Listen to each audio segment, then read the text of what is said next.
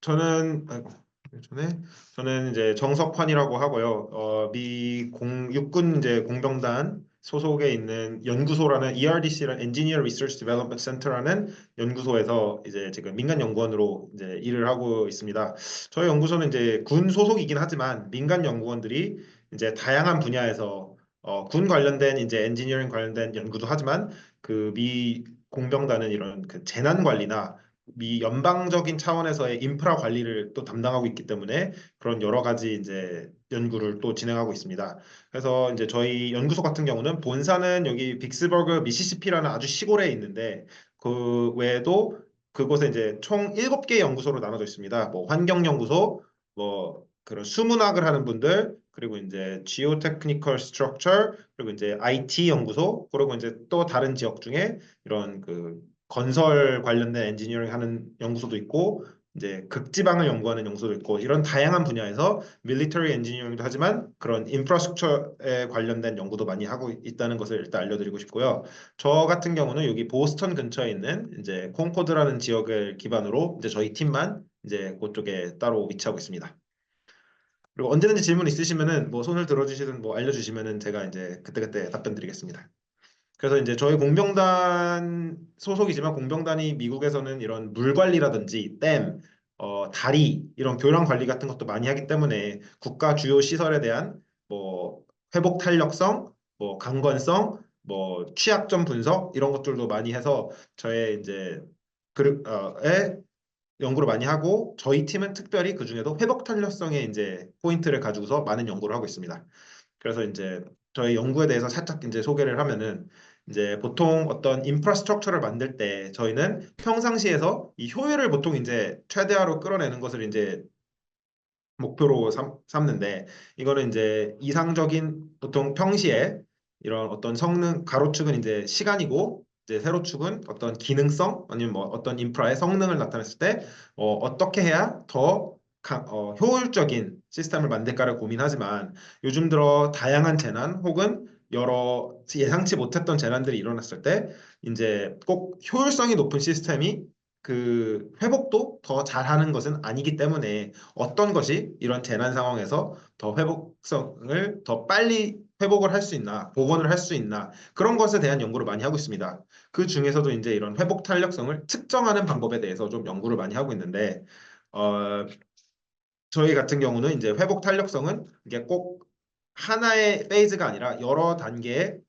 이제 시간에 따라서 이제 준비를 하는 단계가 있고 이제 재난이 일어났을 때 충격을 흡수하는 과정이 있고 또 이제 회복을 하는 과정이 있고 그 다음에 이제 적응을 해나가는 과정이 있는데 그 중에서도 이제 충격을 흡수하는 과정과 회복을 하는 과정에 좀 더 중점을 뒀고서 이제 연구를 하게 되었습니다. 그래서 이상적으로는 기능이 이렇게 초록색 선처럼 안 떨어지면 좋겠지만 만약에 이제 재난 강도가 시간에 따라서 점점점 강해진다고 했을 때 만약에 떨어져야 된다면은 이런 식으로 최대한 버티다가 떨어지는 것이 일단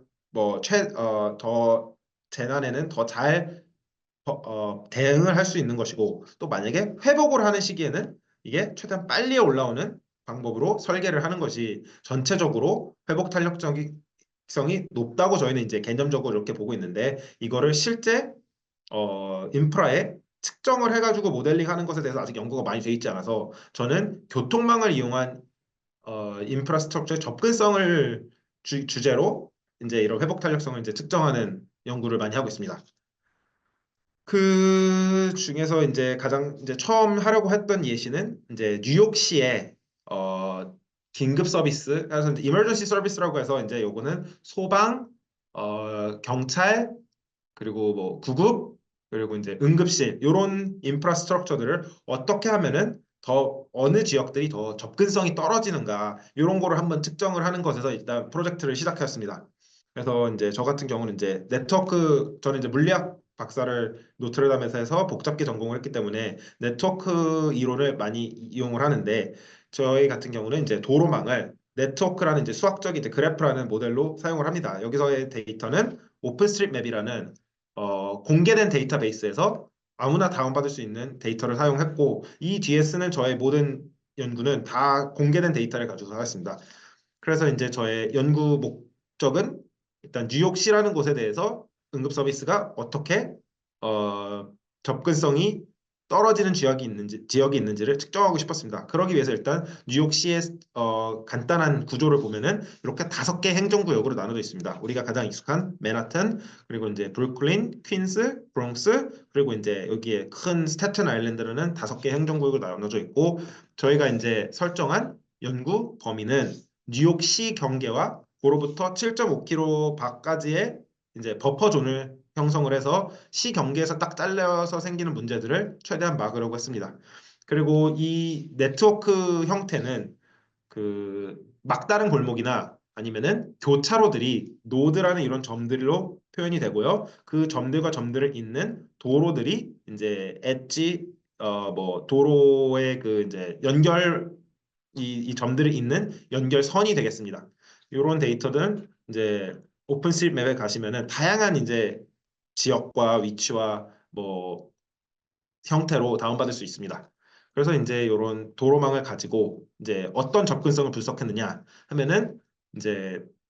그 국토안보부에서 정해놓은 이제 데이터베이스에 가보시면은 이런 위치들이 다 나와 있는 저희가 획득할 수 있는 데이터 중에서 소방서의 위치, fire, 그리고 이제 응급센터들, 이제 구급차 앰뷸런스 스테이션들의 위치, EMS, Emergency Medical Service, 그리고 이제 경찰서들의 위치, 폴리스, 그리고 이제 응급실이 존재하는 병원들의 위치에서 하스피럴 데이터를 받았고요. 그 외에도 이제 emergency management라고 해서 그 이제 시라든지 이런 뭐 방송국처럼 이런 거로 이제 전파를 하고 이제 컨트롤 타워도 사실 포함이 되지만 저희가 이제 차로 도로를 이용한 접근성에서는 적합하지 않고 데이터도 구할 수 없고 또 퍼블릭 월크스도 사실 있으면 좋은데 저거는 이제 시설 보수를 하는 분들 뭐 한전이 될 수도 있고 한국에서는 뭐 수도관 이런 거를 이제 연결 고치는 분들이 될 수도 있고 하지만 그거에 대한 데이터는 없어가지고 저는 요 4가지 부문에 대한 접근성을 통합적으로 보아서 접근성이 뉴욕에서 떨어지는 지역이 어디인가를 이제 연구하려고 해왔습니다. 그럼 이제 이 2가지를 합쳐서 이 네트워크 상에서 모든 뉴욕시의 위치에서 가장 가까운 서비스 센터, 뭐 각 부문의 서비스 센터까지의 최단 시간을 구할 수가 있는데 그 시간을 이제 이렇게 찍어 보면은 이렇게 이제 4분이라는 기준점을 놓고 요거는 이제 골든 타임 뭐 가이드라인에서 주어지는 응급 구급대원들이나 이제 경찰들의 뭐 이제 대응 이제 대응 가이드라인을 4분으로 잡았고 4분보다 오래 걸리면은 빨간색, 4분보다 더 빠르게 도착할 수 있으면은 파란색으로 칠하면은 이제 이런 식의 이제 분포를 띱니다. 그런데 이제 재난 시에는 이런 한 가지의 서비스만 필요한 게 아니라 모든 것에 대해 액세스가 필요하기 때문에 저희는 요거를 다 합쳐가지고 어느 지역이 몇 개의 서비스를 4분 내에 가지고 있을지에 대해서 이제 지도를 그릴 수가 있고 이렇게 보시면은 이제 대략 한 5군데 정도의 이제 취약 지역들을 이제 저희 기준에서 찾을 수가 있었습니다. 그래서 이 5가지 지역들이 어떤 공통점을 가지고 있을까를 분석했는데 가장 흔한 것들로는 이런 지리적인 특성이 좀 많은 영향을 이제 끼칩니다. 특히 루즈벨트 아일랜드, 시티 아일랜드, 뭐 이런 자메이카 베이처럼 길고 접근할 수 있는 통로가 하나나 2개밖에 없는 곳들은 당연히 다 응급차든 뭐 경찰차든 그런 데로 돌아와야 하기 때문에 접근성이 많이 떨어지는 것을 보일 수 있었고 그 외에 또 사실 뭐 스태튼 아일랜드도 섬이긴 하지만 매우 큰 섬이고 뭐 노르던 퀸스도 뭐 딱히 뭐 지리적으로는 크게 문제가 없기 때문에 또 어떤 다른 이제 요인이 있을까를 분석했을 때 저희는 이제 인구 밀도와 또 관련이 있다는 것을 이제 분석을 했습니다. 그 전에 그러면은 이제 이 이제 접근성에 대해서 분석을 해보자면은 저희는 이제 사실 이런 지리적인 접근성을 원하는 것보다도 얼마나 많은 사람들이 영향을 받는가를 더 중요시 생각하기 때문에 이런 지리적으로 접근성이 떨어지는 곳에 이제 인구 밀도를 가중치를 두어서 이거를 이제 분석을 해보면은 전체 여기에서 이제 전체 뉴욕시의 이제 인구를 100%로 놓았을 때 4분 이내에 응급 서비스를 도달할 수 있으면은 4분 이내 4개나 3개나 4가지 서비스에 도달할 수 있으면은 취약적이 아니다라고 보았고 4분 이제 3개 미만의 서비스만 이제 도달할 수 있으면은 취약 지역이라고 가정했을 때 95% 정도의 뉴욕 시민들은 충분히 좋은 곳에 이제 취약하지 않은 지역에서 살고 있고 5% 정도만이 취약 지역에 저희가 분석한 취약 지역에 이제 살고 있었습니다. 그럼 이제 전체적으로 뉴욕 시티는 좋은 거 아니냐라고 할 수 있는데 이게 이제 또 구별로 나눠봤을 때 이제 불균형을 이제 볼 수가 있었습니다. 스태튼 아일랜드라는 그 여기 오른쪽에 이제 이 왼쪽 아래에 있는 이 큰 행정구역만 놓고 봤을 때 2.64%라는 전체 취약한 인구가 이 섬에 몰려 있는 걸 알 수 있는데 이 섬의 전체 인구 비율은 5.67%이기 때문에 실제 절반에 해당하는 스태튼 아일랜드의 시민들이 취약 지역에 살고 있는 것을 알 수 있고 또 반대로 전체 뉴욕시의 취약 인구의 대비로 봤을 때도 대략 스태튼 아일랜드의 절반 정도의 취약 인구가 몰려 사는 것을 또 알 수 있었습니다. 그러면 근데 사실 스태튼 아일랜드 면적상으로는 한 5분의 1 정도 되지만 실제 뉴욕시에서 담당하는 인구는 6% 정도밖에 되지 않기 때문에 이게 매우 불균형한 이제 인프라스트럭처의 그 접근성을 이제 띠는 것을 볼 수 있었습니다.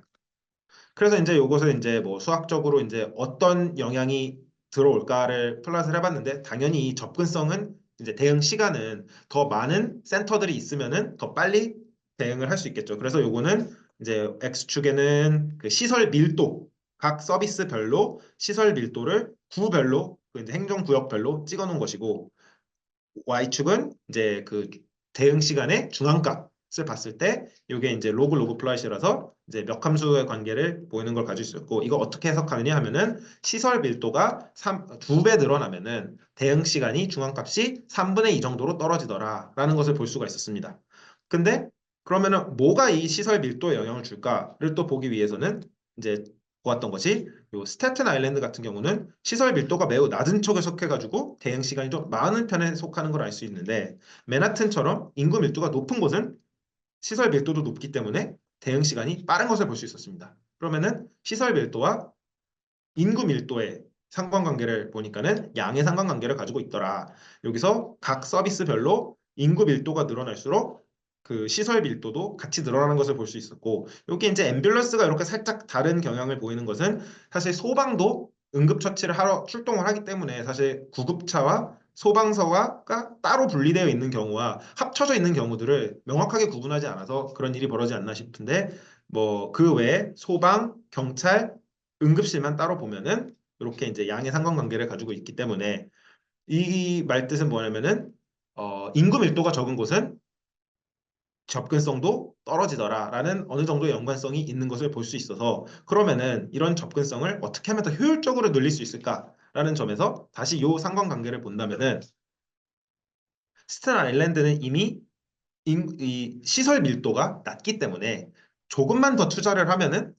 적은 사람에게 이익을 주겠지만 매우 효과적으로 대응 시간을 떨어뜨릴 수 있는 위치에 있다는 것을 알 수 있고 이미 어차피 전체적으로 뉴욕시는 좋은 인프라를 가지고 있기 때문에 이제는 인구가 밀집된 맨하튼 지역이 아닌 뭐 스태튼 아일랜드처럼 좀 인구 밀도가 좀 떨어진 소외된 지역에도 좀 이제 투자를 하는 것이 전체적인 접근성을 향상시키는 데 더 도움이 되지 않을까라는 그런 이제 선택을 할 수 있는 방안을 이제 저희서 공부를 했고 이제 요것은 이제 평상시에도 아직까지는 재난에 대해서 아직 아무런 모델링 하지 않았습니다. 평상시에도 이런 취약점이 있는데 과연 재난 시에는 이것이 어떻게 변할까를 이제 보기 위한 게 이제 다음 목표였는데 저희 이제 수문학 연구소처럼 아예 이렇게 뉴욕시의 허리케인 플러딩 모델을 전문적으로 하는 팀이 있어서 이런 거를 가지고서 어떻게 이제 오버랩을 했을 때 이런 그 취약 지점들이 벌어지는가, 늘어나는가, 새로운 것이 발견되는가, 확산되는가를 보려는 게 이제 목적이었는데 하나의 문제는 이 접근 시간을 이제 위주로 하다 보니까는 이렇게 재난 시에 도로가 끊겼을 때 분리되는 곳들은 접근 시간이 무한대가 돼버립니다. 그럼 이제 평균을 낼 수도 없고 그런 이제 수학적으로 문제가 생겨서 그런 거를 어떻게 할까 보다가 이제 다른 프로젝트지만 비슷하게 이제 도로망을 이용한 접근성을 가지고 있는 프로젝트에서 이제 착안을 한 게, 이제 요거 같은 경우는 이제 미군이 뭐 파병 같은 걸 할 때 군 기지에서 항만까지 옮겨가는 이제 모델링을 했을 때 뉴욕시에서는 시민들의 모든 뉴욕 지점에서 가장 가까운 응급센터까지를 도착점으로 봤다면은 지금은 이제 뭐 미 군기지라든지 어떤 출발점에서 이제 항만 같은 도착점이 있을 때 이 경우는 이번에 또 이제 고속도로와 철로라는 두 가지 이제 방법을 가지고서 이제 모델링을 했을 때 어느 네트워크가 어떤 타입의 재난에 더 취약한가도 비교를 하고 싶었습니다. 그래서 봤던 게 이제 뭐 데이터를 만들고 물류망에 어떻게 보면 이제 출발지와 도착지가 있는 물류망에 목표를 연결성과 이제 그 어떻게 하면 최소 시간 혹은 최단 코스트 등 이런 최적화라는 목적을 가지고 있었을 때 이제 분석을 하다 보면은 여기서 리서치 질문을 한 세 가지 정도로 이제 저희가 이제 대답을 하려고 했습니다. 요런 이제 물류망이 있을 때 출발점 이런 오렌지 같은 출발점에서 이런 파란색 같은 도착점으로 보낼 때 어떤 도로망이나 철로망들이 가장 중요한 곳인가, 가장 크리티컬한 곳인가, 두 번째로는 어떤 물류망을 사용했을 때 더 회복 탄력적인가, 아니면 재난에 더 강건한가를 또 볼 수도 있고, 또 어떤 출발점이나 도착점이 취약한가, 재난에. 이런 것들에 대해서 이제 질문을 하기 위해서 좀 더 연구를 했는데, 이제 가장 중요한 이제 고속도로나 철로 같은 것을 밝혀내기 위해서 이제 Betweenness Centrality라는 이제 네트워크 사이언스 이제 개념을 이제 가져다가 썼는데 요거는 이제 모든 최단 거리들을 취합해서 봤을 때 이 도로를 몇 번이나 사용했는가라는 식으로 가중치를 두는 이제 관련된 값입니다. 그래서 이 보라색 값이 지날수록 이 출발점에서 도착점으로 가는 모든 최단 거리를 봤을 때 요 도로를 많이 쓰더라. 그래서 요 도로가 이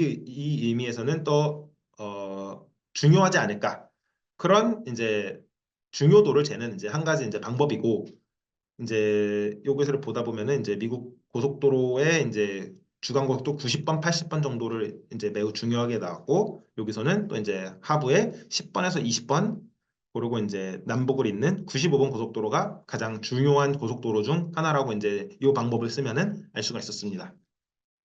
그래서 그러면 이제 재난을 모델링을 해야 되는데 다양한 방법, 재난이라는 것은 결국 이제 이 도로망이 끊기거나 영향을 줘서 못 가거나 하는 상황인데 저 같은 경우는 이제 재난을 이제 두 가지로 이제 모델링을 해봤습니다. 하나는 타겟티드 해가지고 그 중요도 가장 높은 중요도가 높은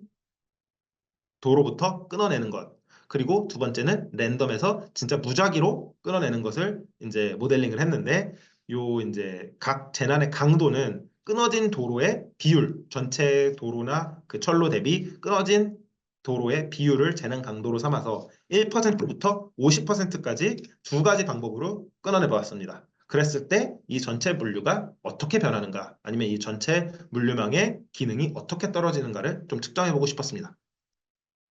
그래서 이제 요거는 이제 예시로 끊어내는 방법들인 거고요. 그래서 재난의 이제 영향을 이제 어, 구분하기 위해서는 이렇게 이제 정상적인 상태에서는 출발점에서 도착점으로 이런 식으로 가는 게 이제 최단 거리였다면은 만약에 재난이 있었는데 영향이 없었다면은 그대로 재난은 뭐 이제 효과가 없는 재난이 있을 수도 있고 재난의 강도가 너무 강해가지고 아예 중간이 끊어져서 못 가는 경우가 생길 수가 있고요. 이제 그 중간에 재난의 정도가 어느 정도 생겼을 때 이렇게 돌아갈 수 있는 이제 지연된 효과를 보이는 세 가지로 이제 분류를 할 수 있는데 지금까지의 많은 연구들은 이 출발점과 도착점이 붙었냐 끊겼느냐만 보는 요 세 번째냐 아니냐만 보는 경우가 있었습니다. 근데 저희 같은 경우는 이 두 번째 이제 이런 지연된 물류나 혹은 지연된 값을 아직 연결은 돼 있지만 지연돼 있는 상태에서는 이게 그래도 이상적이진 않지만 그래도 재난에 잘 대비할 수 있는 네트워크 시스템이라고 생각을 해서 요런 영향을 받는 애들이 어떻게 증가하는지를 이제 회복 탄력성과 이제 연관을 시켜보기 위해서 이제 분석을 했는데 그래서 이제 영향을 받지 않은 애들이 많으면은 뭐 강건한 것이고 이렇게 딜레이가 많이 되는 애들이 생겨나면은 이제 충격 흡수를 잘 하는 네트워크인 것이고 끊어지는 애들이 많으면은 이제 아주 취약한 네트워크라고 이제 볼 수 있습니다. 그래서 이제 요거를 이제 뭐 어떻게 늘어나나를 이제 그 시간의 재난 강도, X축은 재난 강도고요. Y축은 그 영향의 비율. 그래서 초기에는 재난이 0%일 때는 모두가 연결돼 있었지만 이 연결된 애들이 지연되는 그 루트들이 어떻게 늘어나는지, 아예 끊어지는 루트들이 어떻게 늘어나는지, 영향을 안 받는 애들이 어떻게 떨어지는지를 이렇게 이제 볼 수가 있는데, 요것만 이렇게 놓고 봤을 때, 이제 굳이 해석을 해보자면은 초기에 이제 재난이 들어왔을 때 바로 끊어지지 않고 충격을 어느 정도 흡수했다가 이제 소강 상태가 있고 그리고 이제 다시 두 번째로 충격을 흡수하고 나머지들이 이제 그 뒤로는 이제 충격 흡수를 더 이상 못하는 경우에는 이제 네트워크가 끊어지는 형식을 볼 수가 있었습니다. 근데 이제 이게 어떤 네트워크 구조여야지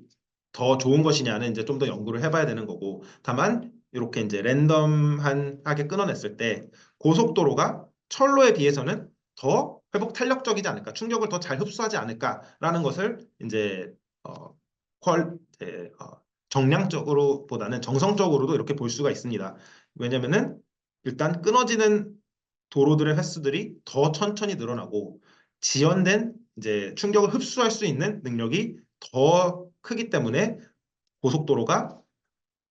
철로에 비해서는 랜덤하게 끊어내는 것에 더 회복 탄력적이지 않을까라는 이제 분석도 할 수 있습니다. 다만 이렇게만 놓고 봤을 때 문제는 이게 어느 정도의 지연이 돼 있는지는 여기에 들어오지 않습니다. 뭐 지연이 10분이 되든 1시간이 되든 5시간이 되든 다 요 노란 선에 같은 지연됨으로만 분류가 되기 때문에 요 세 가지 숫자를 하나로 뭉치기 위해서는 이제 원래 이런 도로망이 있었다면은 저희는 사실 출발점과 도착점이 어떻게 연결돼 있나만 보고 싶은 거라서 이 출발점과 도착점을 놓고 이 기능성을 0부터 1까지 값을 주는 방법을 이제 고안했습니다. 그래서 지연된 시간이 지연이 안 됐으면은 연결성은 1이고 시간이 완전히 무한대로 지연이 됐으면 끊어졌기 때문에 연결성을 이 출발점에서 이 도착점까지는 연결성을 0으로 보고 시간이 지연됨에 따라서 이 연결성의 강도가 떨어지는 그런 함수를 여러 개 찾을 수 있습니다. 그 중에서 어떤 특정한 이제 가장 쉬운 이런 역함수를 찾으면은 이 지연이 0부터 무한대라는 값을 갖지만 그래서 평균을 내기 쉽지 않지만 이 함수를 이용해서 0부터 1 사이 값으로 넣어준다면은 이제 평균을 낸다거나 뭐 최빈 값을 갖는다거나 이런 이제 수학적으로 이제 분석을 하기가 더 편해집니다. 그래서 이제 이렇게 연결성을 분석을 할 수 있다면은 볼 수 있는 게 이 이제 네트워크가 다른 네트워크들 사이에서 다른 재난들이 어떻게 영향을 주는지를 볼 수가 있습니다. 요거는 고속도로를 놓고 봤을 때 서로 다른 두 개의 재난이 영향을 이제 강도가 늘어날 때 고속도로가 어떻게 반응하는지를 이제 볼 수 있습니다. Y축이 그 고속도로 물류망의 기능성이라고 놓고 봤을 때 특정 구간에서는 그 targeted 그러니까 disruption이 좀 더 효과적으로 네트워크를 마비시키는 효과를 볼 수 있습니다. 그 외에는 랜덤이나 타겟과 비슷한 구간이지만 어떤 특정 구간에서는 선택적으로 끊어내는 게 더 효과적으로 네트워크를 망가뜨릴 수가 있었고 철로에서는 반대로 특이하게 랜덤으로 끊어내는 것이 더 효과적으로 나타나는 구간이 있었습니다. 이것이 왜 될지에 대해 왜 이런 현상이 벌어지는 데에서는 이제 네트워크 하나하나씩 놓고 또 분석을 해야 되지만 일단 저희가 찾아낸 방법으로는 이러한 되게 다른 현상을 볼 수 있었고 만약에 여기에 이제 다른 재난 종류들이 여러 개 들어간다면은 여러 가지 재난들이 이 특정 네트워크에 어떤 식으로 영향을 받는지 이 네트워크는 어떤 재난에 특별히 더 취약한지를 볼 수 있고 이제 반대로 이번에는 같은 재난 타입을 놓고 봤을 때 다른 네트워크들을 이게 어떻게 반응하는지 이제 또 비교를 할 수가 있습니다. 이 경우에는 특이하게도 이제 고속도로는 철로에 비해서 재난 강도가 좀 약할 때 더 방어를 더 잘 충격을 흡수하는 경향을 보였습니다. 여기는 아까 말했듯이 잘 버티다가 뚝 떨어지지만 철로 같은 경우는 바로 성능이 급강하는 구간이 있기 때문에 고속도로가 이 구간에서는 더 충격을 잘 흡수하는구나로 볼 수 있고 그러나 어느 순간 이후로는 고속도로보다 철로가 더 성능이 좀 더 높은 구간도 볼 수 있습니다. 마지막으로 이제 랜덤 같은 경우는 그냥 철로가 항상 더 취약한 것을 볼 수 있었습니다. 고속도로에 비해서. 그래서 이제 마지막으로 이제 요거를 어떻게 또 이제 취약점의 분석에 사용할 수 있느냐를 보면은 이 아까 말씀드렸던 그 패스별로 성능을 이제 저희가 이제 값을 매겼을 때 이게 평균보다 잘하는지 못하는지를 볼 수 있어서 어 이런 식으로 이제 하나하나의 이제 그 기능이 어떻게 떨어지는지도 볼 수 있고 이 평균 까만 선 대비해서 어떻게 더 잘하는지 못하는지를 볼 수 있어서 평균 대비 더 잘하는 더 잘 버티는 녀석들과 평균 대비 더 잘 버티지 못하는 이제 출발점들을 또 따로 이렇게 찍어 보면은 이제 취약점 분석도 할 수 있어서 요 경우에는 이제 고속도로망을 사용했을 때 이 지역들은 평균적으로 요 주황색 출발점들은 평균적으로 더 재난에 잘 버티더라. 타겟리드 디스트리뷰션에 대해서. 근데 공통적으로 캘리포니아 남부 같은 경우는 어떤 도로망을 쓰든 잘 버티는데 그 이제 도로망의 특성에 따라서 또 각자 잘 버티는 위치들이 이렇게 따로따로 나오는 것도 알 수 있고 반대로 이제 취약점도 이렇게 어떤 도로망을 쓰든 이 아리조나나 뉴멕시코 이 지역은 재난에 대해서 매우 취약한 것을 알 수 있고 뭐 재난 이제 물류망 특성에 따라서 또 이제 취약한 지점을 이렇게 찾아낼 수 있는 방법을 또 이제 고안했기 때문에 이제 이런 방법을 사용해서 어떻게 하면은 이런 취약 지점을 더 효율적으로 제거할 수 있는지 아니면은 이제 재난이 이제 지금까지는 재난이 이제 끊어내는 것만 했다면 이제 회복을 해야 될 때 어떻게 해야 더 회복을 빨리 할 수 있는 방법을 찾을 수 있을지 이런 거를 이제 앞으로 더 연구를 하려고 합니다. 혹시 이제 질문 있으면